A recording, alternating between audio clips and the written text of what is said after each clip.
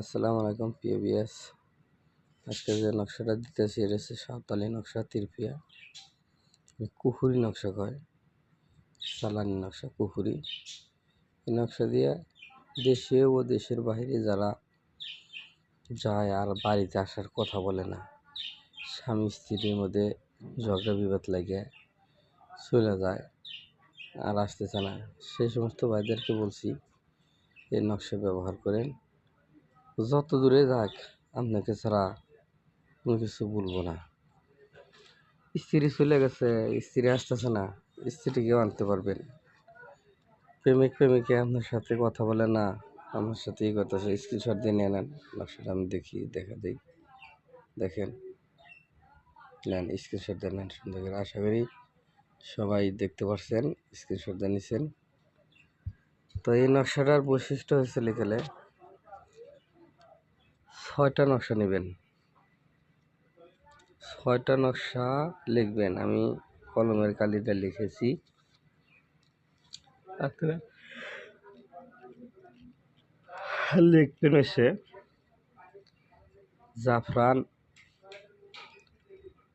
আর হচ্ছে গেলে আলতা দিয়ে। সাধারণ আলতা হলে হবে না, এটা লাগবে চলে গেলে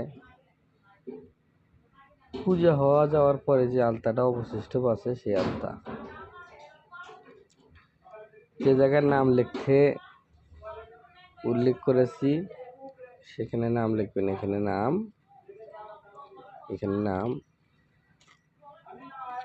লিখবেন। লেখার পরে 6টা নকশা, একটা নকশা দিবেন কবরে, একটা নকশা দিবেন চিতাগোলায়, একটা হচ্ছে চৌরাস্তায়, একটা ভালো দেখে একটা গাছে, আর একটা নকশা দিবেন গেলে 3 পথের মাথায়। অবশিষ্ট একটা নকশা থাকবে, সেই নকশাটা দিবেন গেলে পাথর চাপা। আর একটা নকশা সেটা পুড়ে ফেলাবেন।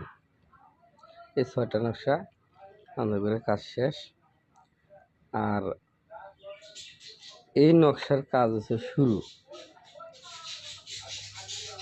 দেশে ও দেশের বাহিরে যারা আমাকে দিয়ে কাজ করাতে চান তাহলে ভিডিওর নিচে হোয়াটসঅ্যাপ ইমো নাম্বার আছে, আমার সাথে যোগাযোগ করবেন। যে কোনো ধরনের কাজ করা হয়, মারণ, উচ্চাটন, বিদ্বেষণ, যে কোনো ধরনের কাজ করানো হয়। ভালো থাকেন, সুস্থ থাকেন, আল্লাহ হাফেজ।